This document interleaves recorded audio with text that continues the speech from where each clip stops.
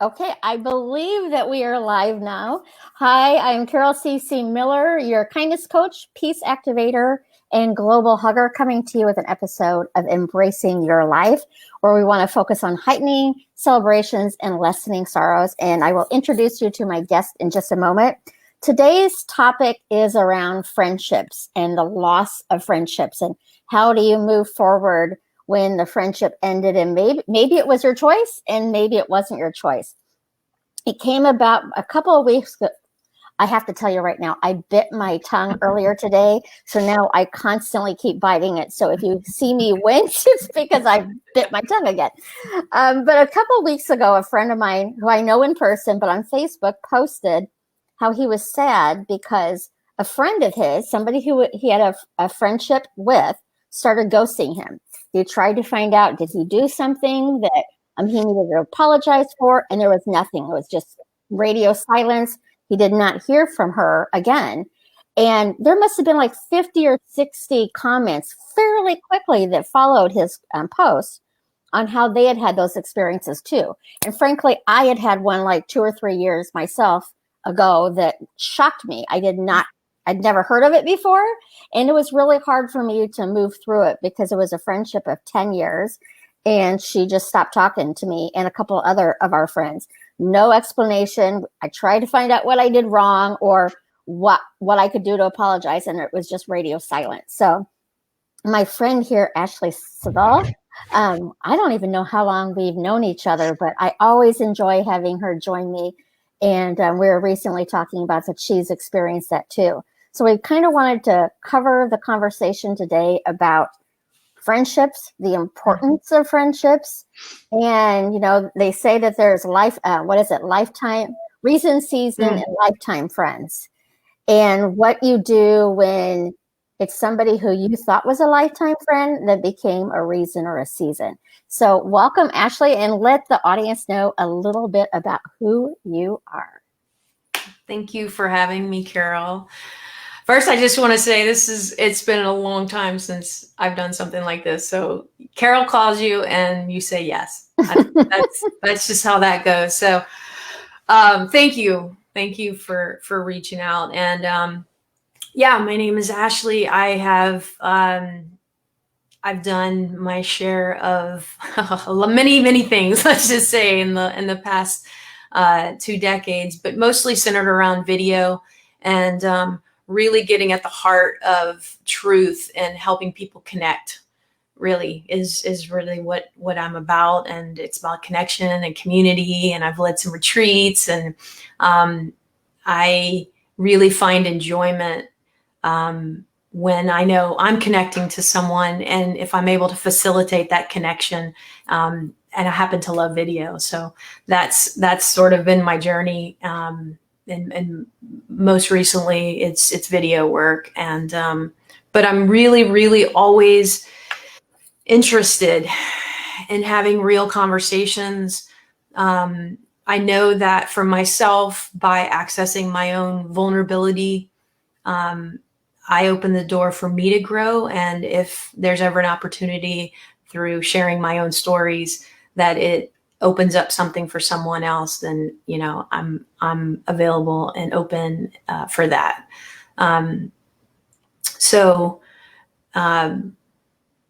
Yeah, when you reached out and the topic, I was like, oh, it's not a fresh one. You know, it's been over a year for me that this happened. It's happened, you know, through our lives, right? We all, right. You know, when you say a reason, a season, and a lifetime, it's like, that's all fun and games until you're on the receiving end. A reason, a season, or a lifetime, you know. And I think it's interesting because we're both in the field of connection with people and letting people know that they matter.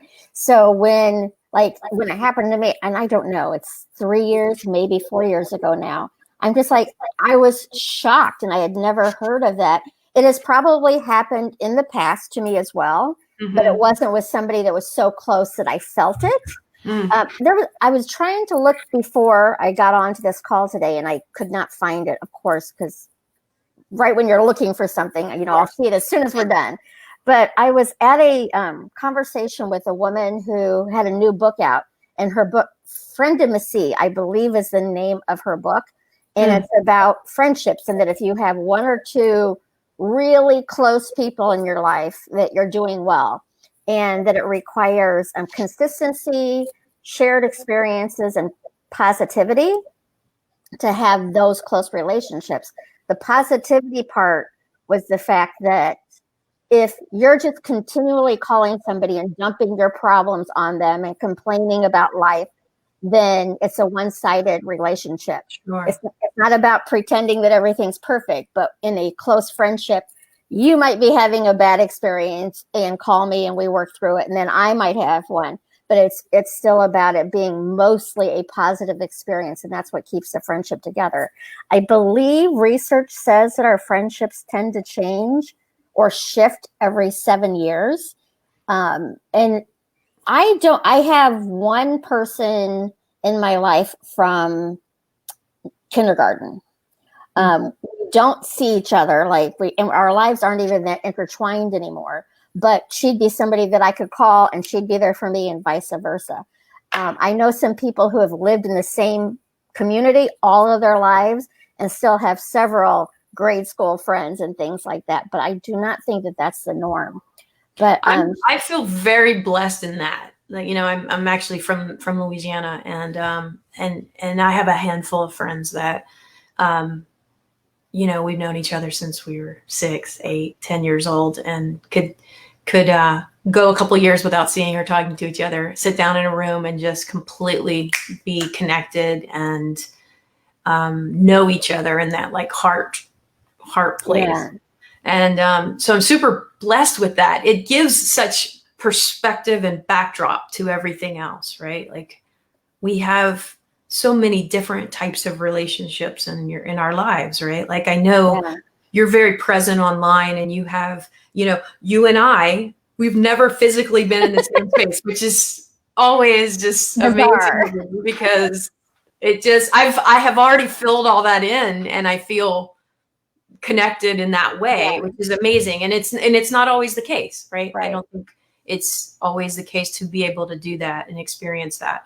But you have the friends that you make, through your work experiences. You have friends that you've grown up with. You have friends that you've become friends with because of certain things that you've experienced together. You play tennis, or there's a class that you took and you became friends. So there's so many avenues to build friendship. And then it's within that, how, where do you take it? Do you take it outside of that one paradigm, that you met in? Does it span your whole experience of, and is that what gives it legs to live on? And how do you determine that even? Because like you were saying, I certainly have friends that I don't talk to frequently, or maybe it's even been a year or two, and we get together and it's an instant thing. And then there's other people that I would say, because I don't talk to them frequently, are more of an acquaintance than a friend. This woman that I went to her talk, and her book was really interesting. I wish I could remember the exact name. I'll have to look it up. But she was talking about the fact, it's consistency and all of this stuff. Because I would have told you prior to that, and many people have told me differently, which was in agreement with her, that I had hundreds of friends. And she's like, no, you're friendly with hundreds of people. And I hadn't thought of it that way before. So now I realize, and being an acquaintance doesn't by no means means there's something wrong or anything. It's just we don't have that close connection kind of thing. I thought, and my sister always teases me, if you buy something from somebody at a store and they're very friendly to you, you're friends with them for life. But I always thought of it being that way, but it's just, I'm friendly to a lot of people. Yes. I don't have hundreds of friends. I have lots of friends, but I am friendly to the vast majority of people. So that was an interesting eye-opener for me to even think about. Yeah. And I think at the same time, you can ask the question, like, who knows you, like, to your core, like who really knows that part of you that I think is the reason why you can not see someone for a couple of years and sit in a room, because there's no expectation. There's no expectation of who or what you do, or Right. you know, like what your life looks like, because it's just you're soul connected. And so Yeah. through that, it doesn't matter. There's no like, oh, I can't believe you didn't call me when, you know, whatever. There, it's just is, you know, there's just isness Yeah. in it. And I think to come back to this conversation of to lose someone who was that, right? Who you thought, like you said, you thought this was for a lifetime. And in my case, it was like sort of officially ended. Whereas you said you didn't, it just like it just Yeah. dropped off. Communication just dropped Yeah. off. Whereas like there was an ending, but without a real understanding of why. Yeah. And so then And, what and to I do just with wanted to that? break in really quickly. We have lots of people commenting. I am using a system called StreamYard, and I'm still learning it. This is my second live with it. So right now, everybody's name just says Facebook user. So I'm sorry that I'm not saying hello to you by name. But I think one of them is probably Erica, because she said that she was going to join me. So whoever is joining, I will take a look at your comments here, and we'll discuss them as well. But I just wanted you to know that I don't see names. It just says Facebook user. So yeah. So talk about your experience, and I think hindsight obviously helps, because even with my friend and we were very involved in each other's lives. I mean, at least once a week, or definitely a few times a month, we would actually get together. We'd talk on the phone and stuff. So it wasn't like it was one of those friends that you know, maybe 3 or 4 months would go by and it was just Right. all of a sudden nothing. Looking back, while I did not see symptoms of that coming towards me, I had experienced her do that to somebody else years before. Mm. So when I look back, it's like, oh, well, why wouldn't it happen to me? Because for whatever reason, that's her MO of shutting off a relationship.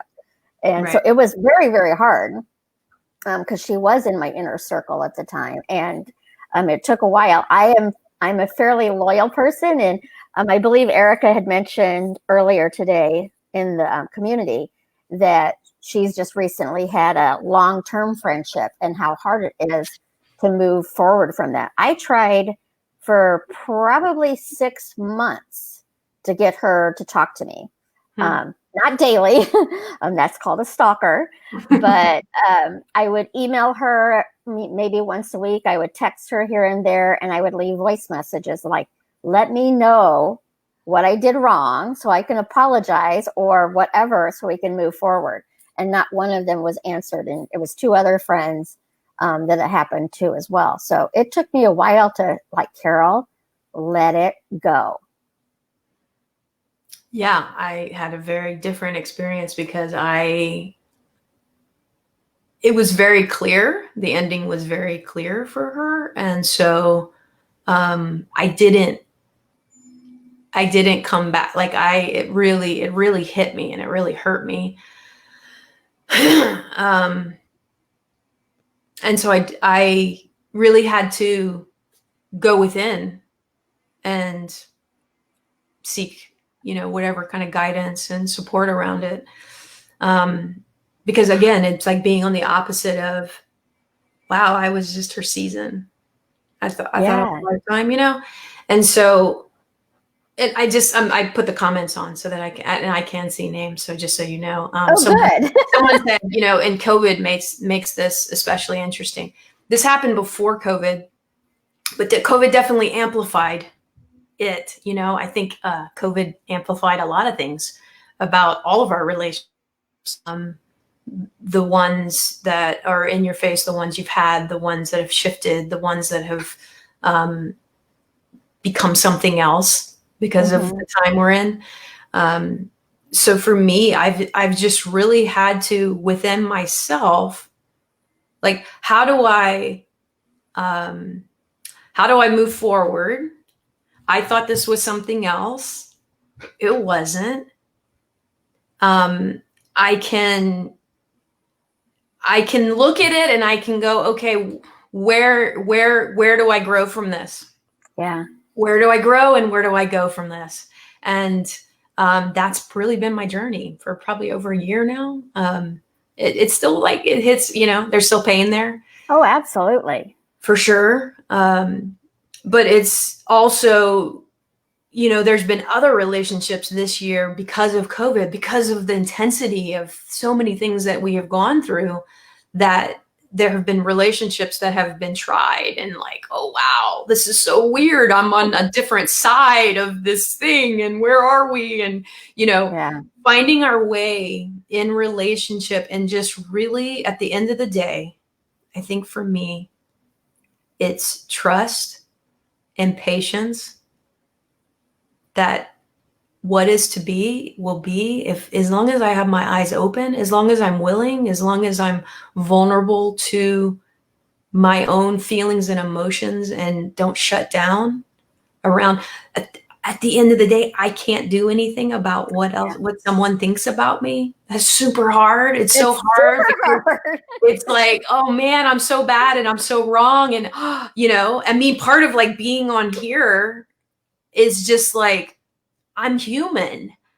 I don't know what happened. I really don't. And I know anybody else out there who's experiencing challenge in relationship where they're left in a spot where it's like, what happened and what can I do? And it's like, we can only be responsible to ourselves, to our actions. And at the end of the day, who's the quote? It says, it's not my business what you think of me or oh yeah, it's Byron Katie, I think, but yeah. That's a tough one. It really is. Whew, but it's also, even when you're saying that, like, we immediately think, and it doesn't mean that it's not true, but we immediately blame ourselves. What did I do that she shut down for? And it may not have anything to do with me. It may be something that, like, your friend is going through, that having you involved makes it harder, or my friend, but we do tend to immediately think, well, what did we do? How could we have done it differently? Now, I know in your situation, you did get a goodbye without an explanation. Did you let it be that way? Did you try to get an explanation, or did you go inward and try to work on it for yourself? Unfortunately, I don't know that I would have done it different. It was what it was supposed to be. I took it and I'm like, okay, I can't change what you want or how this is. I can only like turn and try to process it. And, it's like anything, right? Like you go through a breakup or go through. That's what it is. It's a breakup. It is. It's a breakup, but you go through a one-sided thing where, that's my challenge too, confrontation and like, there are those people who are like, I'm not going to take no for an answer. And I'm not saying that's wrong either. I am challenged in that area. Yeah. Because I've already been, to me in that moment, I've already been knocked down, and it's like, oh, I can't take anymore.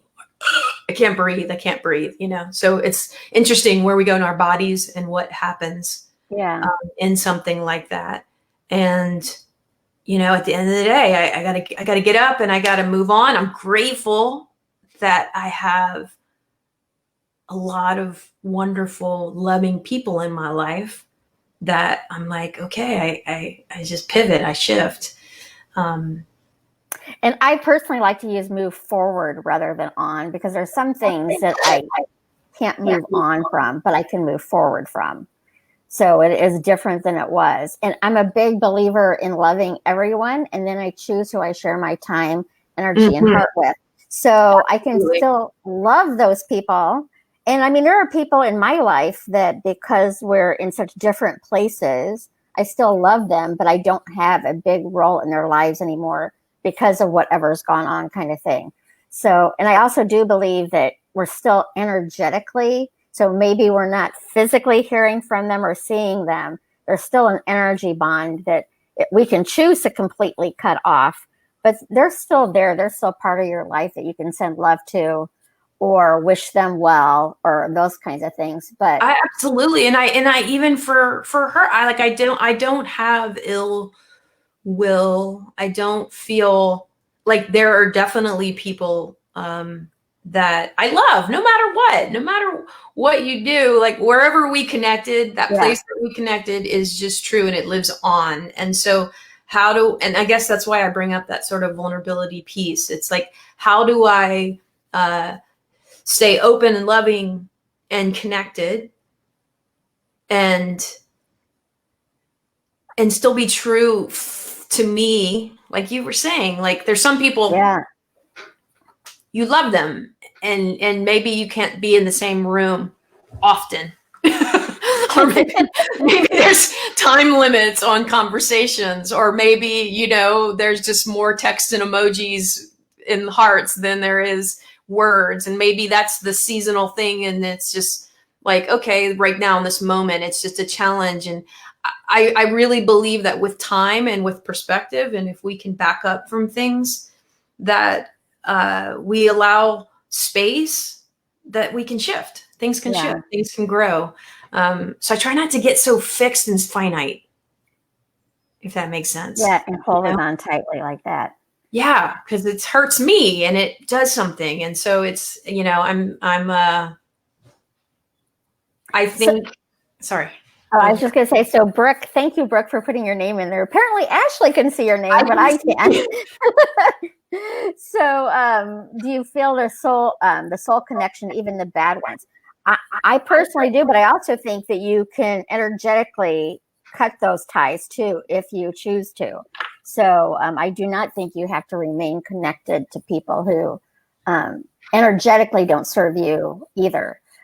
I'm just thinking of the person that this happened with me that I'm aware of. Again, it probably happened in other relationships that as I've grown, but this was a significant relationship that just shocked me that it ended so abruptly. There were probably others that, you would talk to every 6 months or whatever and have a great conversation and then not hear from for a year, and you'd be okay. And it's like, wait a second, I haven't talked to that person for 3 years now or whatever. But it's the ones that, I guess for me, it's an out of control feeling because I did not have control of it ending.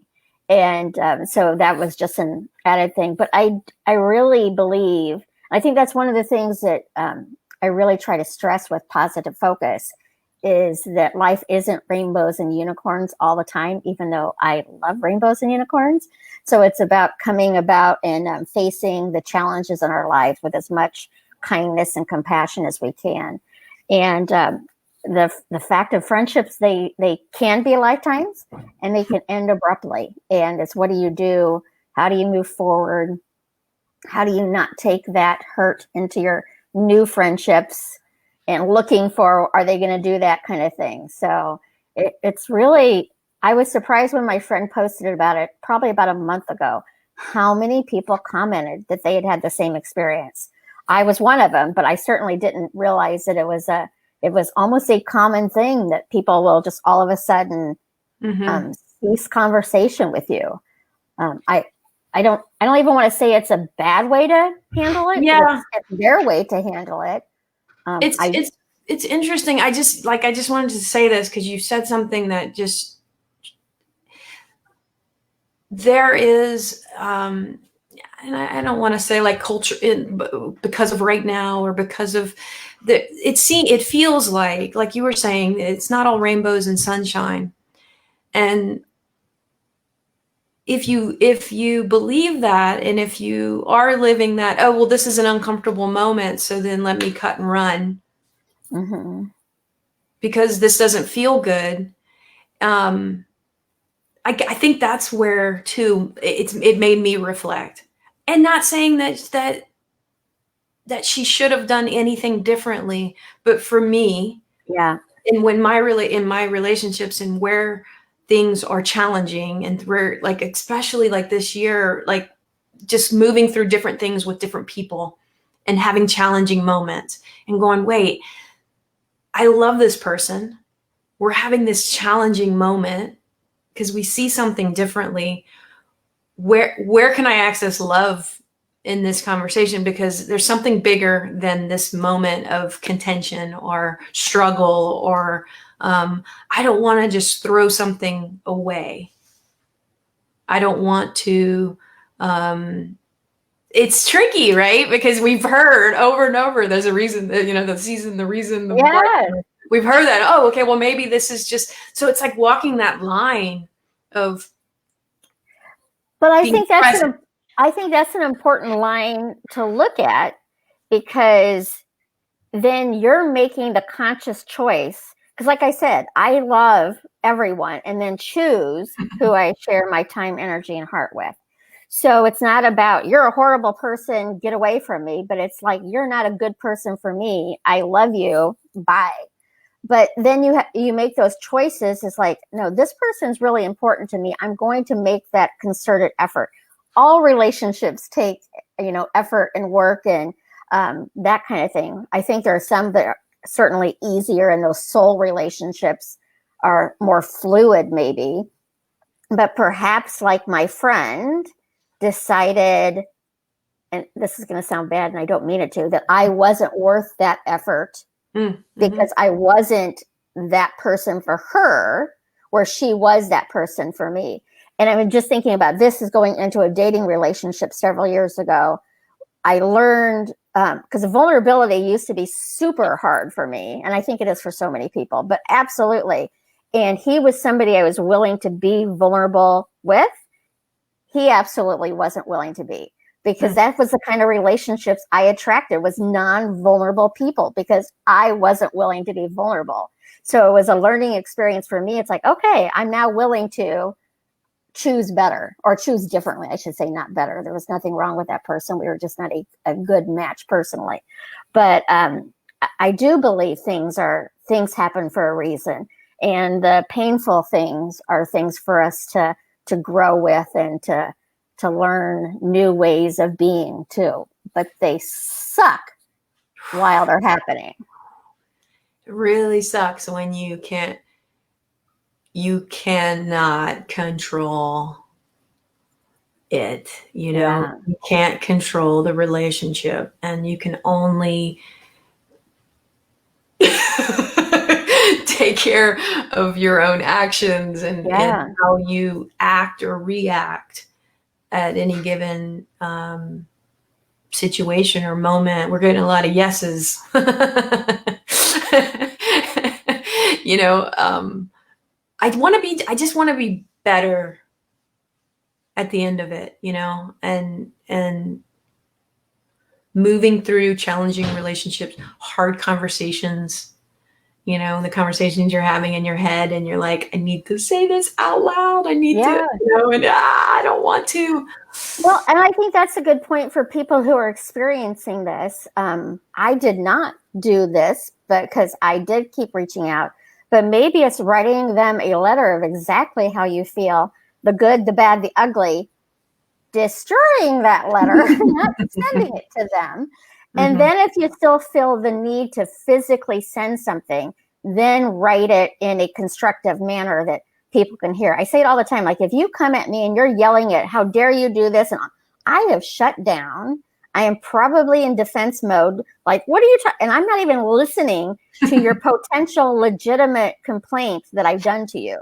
So write it down as mean as you need to write it down to get it out of your body, shred it, then write it into a constructive, I feel this way because of, and keep it in your own person rather than you did this to me. I feel this way, and take responsibility for how you feel. I can apologize all day long, but that doesn't mean I didn't make you feel bad by whatever I said, even if the intention was not to be hurtful. We can't control how people take what we say. I certainly work very diligently on choosing kind and compassionate words, because I know words have great meaning and they have great power.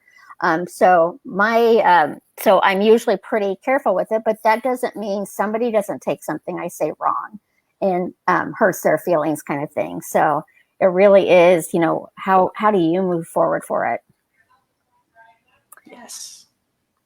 Yes, Brooke said 100%. Instead of them being transparent. Let's see, we're getting some. somebody saying it might mean that person is a coward, not to be harsh, but it's easier to ghost. I don't know. Again, I probably wouldn't choose that word, but I do think it's part of vulnerability. And just like you said, Ashley, you know, there's probably a few people who enjoy confrontation in the world, but I think the most of us like do what we can to avoid it. Avoid it, sure. I tend to be a letter writer. If there's a conflict, and I mean, I don't have that many, but I can easier handle it with a letter and then start a conversation than just directly calling. I'm a writer. That's my MO. That's my comfort zone to do. But I do think facing issues is very challenging for a lot of people. And again, I do think it goes back to, is that this is going to sound awful because I don't mean it to. Is that person worth my energy? So my friend, for whatever reason, it was very easy for me to blame myself for it. Could be something that she was personally going through that didn't want to share. I still don't know, and it drives me crazy when I think about it. Just tell me what I did, and then we can end the relationship, and I'll move on. But not knowing, what do they say? No response is a response. So it really is, you know, it could be that it was easier to not have that conversation. And it could be that I wasn't the person that they wanted to go that extra effort to keep the relationship going. So it's both sides of it's a learning curve, and it's a hard learning curve, but you know, it happens. So it's like, how do you move forward once that does happen? Yeah. And it's funny because like I'm hearing you, and I think we're so linear too in our thinking of I have this relationship now, I don't have this relationship, and it's just so much bigger than that. Here I am a long time after we're having this conversation. So it lives on, the learning lives on, the experience lives on. I don't know where it all ends. I don't think it does. I don't think it does. I guess it's like the energy is all still there. Yeah, it just changes form. It just changes form, exactly. And so I to me, it's more of the like letting go of the grip of what I think it should look like, what I make it mean, what I choose to do with what's in front of me, how I move forward. You know, that it's made me very it's made me more conscious. You know, okay, like here's a great gift, you know, because that happened before this year, it brought more consciousness to my thinking when it comes to relationships in all the challenges that I've been through with just everything we've gone through with this year. Yeah. You know? So can I mention though that you said that it's made you more conscious, that you own that, because it could very well make you feel like a victim too. You chose to rise above it. Absolutely. And I didn't go from that moment to this moment. Right, exactly. And you need to feel it. Like you need to feel the hurt. Because when we don't feel the hurt, it comes back later. Like it doesn't go away just because we pretend it's not there. Big believer, and you got to feel it. And feel the loss, feel the just sadness, feel the like hurt, feel the anger, feel the like feeling all of the things that comes with. I thought something, and it shifted. Yeah. You know, it's part of like sort of that uncontrollable thing, which was sort of turned out to be the theme of like that's what I'm saying. I had this like precursor to the year of not being in control. Like talk about having a year of really getting tapped in that way of we're not in control of what people think, what people do, actions. Like it's just how do I be in the midst of it? How do I show up? How do I look at or treat my relationships today, and how do I navigate that? I guess that's what it's informed me. So, you know, look, selfishly, I said yes to doing this because I knew it would help me to talk through something that was very painful for me, that I've talked about it, but not in a way, I mean, it's pretty vulnerable for me because Yeah. for a lot of reasons. And at the same time, at the end of the day, I don't want to lose any of the good things. Like, I don't want to be less loving or less trusting or less anything. I want to be more. Yeah. And so to come from pain and let that pain move me. But you're absolutely right. I had to go through all of those. It would be a completely different conversation if we were doing this a month out or 3 months out of when it happened to you. I know it would be a totally different conversation for me if it had happened like in that 6-month period where I'm like, what's going on? What did I do? So definitely time helps lessen the hold that has on you and allows you to grow. But it really is so important to feel what you need to feel. And that could be that letter that I talked about. So when it immediately happens, to write that letter out on how hurt you are by this. And, we are all energy. It's not to say that my experience or your experience can't come back around in physical form again at some point. It may not. It may. It will be different for sure because we'll be different people then. But it really is about for me, it's about staying centered in who I am, who I want to show up as, and who I want to be in the world. And I don't want to be led by being afraid of being hurt. 100%. 100%. And if there's a wish in here, it would be that I had done that I wrote. I think I was almost even afraid to write. Yeah. Mm-hmm.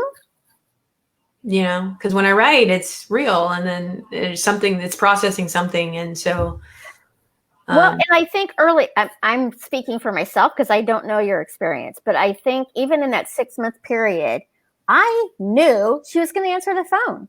I knew she was going to text me back. Like we've been friends for 10 years. We get together 2 or 3 times a month and talk weekly. I just knew. So even at the beginning when I was hurt, I'm like, oh, I don't know what she's going through, but this won't. And it's not even like we had argued or anything, like we just didn't. But I did not think it was real. And it took me to the 6-month period of like, give it a rest, Carol. You've tried for 6 months to talk to her, and for whatever reason, she's unwilling to do it. So bless her, wish her well, and move on into relationships that do want to have that relationship. But I certainly did not think it was long-standing at the beginning. You didn't think it was over? No. Did you think so? I know that your friend said that. Yeah. Like I've had relationships. Yeah, no, we're over, and then a couple of months later we're back. Yeah, I'm like, oh, okay, we're gonna circle back. Yeah. Yeah.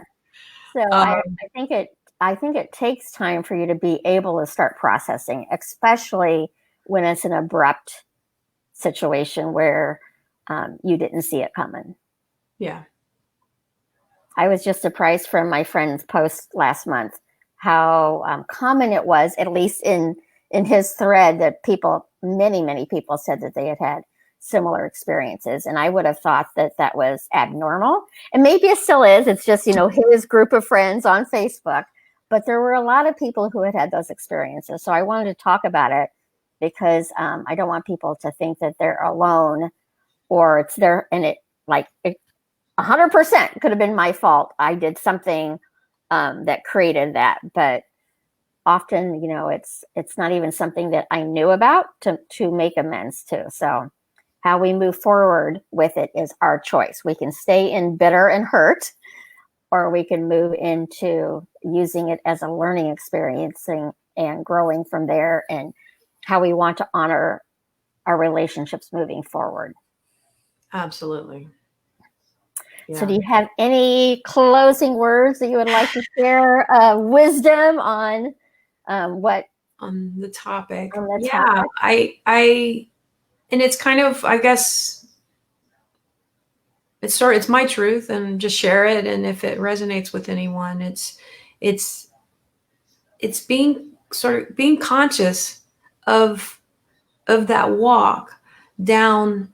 I feel like the spiritual community, I feel like there's been a lot of the if someone isn't, there can be maybe a season, a reason, a lifetime, like that, the thinking. And I think we might be quick to dismiss something because we're uncomfortable we're uncomfortable having uncomfortable conversations. And so being mindful of, where are you just being me, let me speak to me, where am I just struggling to have a hard conversation, and and knowing that this person is no longer good for me in my life. It's changed, it's shifted my awareness and my consciousness around how I look at relationships, how I walk down that path, and really be open to the minute that I want to hold on to something, or react, or make a decision about it, that in that moment that I take a breath and I step back and I go, hold on here. Like, before I decide what something is or isn't, let me give it some space to breathe. Let me, and so that's been the gift. That's been the gift of having a relationship end really abruptly for me, that I thought was for a lifetime. And I can't do anything about that, but I can do something about how I show up in my relationships, and how I communicate, and how I express myself, Well, and that made me just think of the fact, this is a Dr. Phil thing that I heard years ago. How, and this is on death, not of a relationship ending, but how we focus on the loss of that person moving forward, rather than focusing on the time we had with that person and the gifts that that person brought us in our season or reason with them. We're focused on, I don't have that friend for a lifetime, but we did have them for a season or a reason. So to focus on that part of it too, I think it just made me realize that, not now, because I'm really far past the, why did she do this to me? But in that time, I was not focusing on all the fun we had. I was focusing on, what the hell happened and why did she do this to me? Not why did, and so when I think about it, I can now think about all the fun we had. I'm sorry that it shifted and changed. I can't change that, but I can change how I move forward and let it be focus on what it brought to me, rather than focusing on what it took from me, if that makes sense.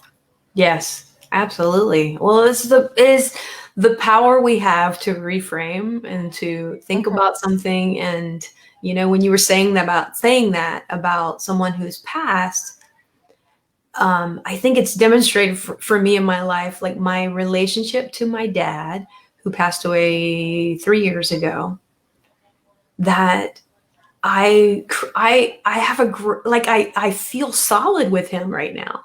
Yeah. It's a representation of me, of how powerful we are in creating relationship, and how much of it is in our head. Yeah. It's energy. It's energy. And so it's a great example, because I really feel like I feel him, and I feel good, and I feel like I have this relationship with him.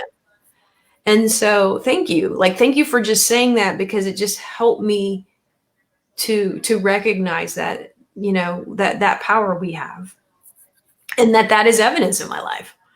Yeah. and you can have that connection still energetically with the person who has chosen not to have a physical connection with you anymore. We created some great things, and that does not have to die. Right. It is a practice. We don't necessarily live in an environment that supports us to have such open thoughts and Yeah. Right. Yeah. And I mean, we live in a world where it's like, you're right and you're wrong, and this is good and it's bad. And it's, and I really like to explore and experience the breath in between all of that, and like what's possible if I can have a great relationship with my dad, who's no longer with me, who's one of the most challenging relationships in my life, and I feel peace there. It's like, well, that was all me just showing up differently within the thoughts I'm having, right? Sorry. We're kind of getting off topic, but I will add to that one. It's also with your dad shifting his energy. So out of physical form, he didn't have the same constraints as he did when he had physical form. So Sure. if there was challenges, that part is no longer a challenge. Yeah, it's not present anymore. Yeah. Sure. But I do want to make sure that people are aware, just because I absolutely believe we can still have that energetic connection. Please, please, please do not take that as me meaning that you shouldn't grieve when a physical loss has happened or an emotional loss or anything, because that's part of life. And I really do believe with deep love comes deep grief. So if there was a close connection with a loved one who has now transitioned, a loved one who has either you chosen or they've chosen for you not to be part of their lives anymore, that there's a grieving period that I would encourage you to take place. I'm not going to tell you what to do, but allow those feelings to come. Write it out as many times as you need to let it go. Shred it.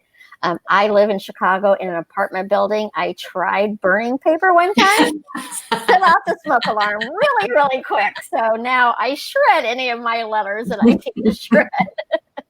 It's probably the fire department very happy with me about that. But I just thought it would be a great conversation to have, because I do think that I personally thought, I remember I took a Science of Mind class like 12, 15 years ago. I love Science of Mind. I do too. And my instructor, one of the very first couple of weeks, she said, your relationships are going to change. And some people are going to leave your life. Up until that point, I was back in high school, junior high, you had a fight to have a friendship dissolve. It wasn't just like it went away. And I'm like, no, I'm not going to fight with my friends. What are you talking about? But the more I got involved in Science of Mind, and certain friends that I had hung around a lot were not going down that same path. It's not like we're not friends still, but we don't have as much in common. So we don't do as much together or see each other as much. And I remember it was like a year later, I'm like, oh, that's what she was talking about. I was waiting for somebody to call and yell at me about something, and it never happened. So I do think our relationships, ebb and flow and bend and turn, and sometimes they end. Yes. And it's hard. And it's hard. That's the thing. Sometimes it's not rainbows and sunshines. And I think that's the rise. That's the ride, and the joy and the connection and the like really feeling someone and that they really get you and understand you. It's like, oh, there's no feeling like that in the world, and right. Understood and connected, and then things happen. And it challenges those relationships. And I think to me, I just want to open my eyes a little bit wider to experience it all and to be available. Yeah. Yeah. Well, and I do think, without those valleys, our peaks wouldn't be nearly as beautiful too. So it's fun to be on the peaks. The valleys kind of suck, but they're part of life. So, and the more you can stay in appreciation, the less hard they are to get through too. So thank you, Ashley, for joining me. Thank you for having me. Thank you for having this conversation with me. I enjoy every conversation we have. I feel like you are, the work you're doing is just, it's so needed right now. So thank you for having me for this conversation.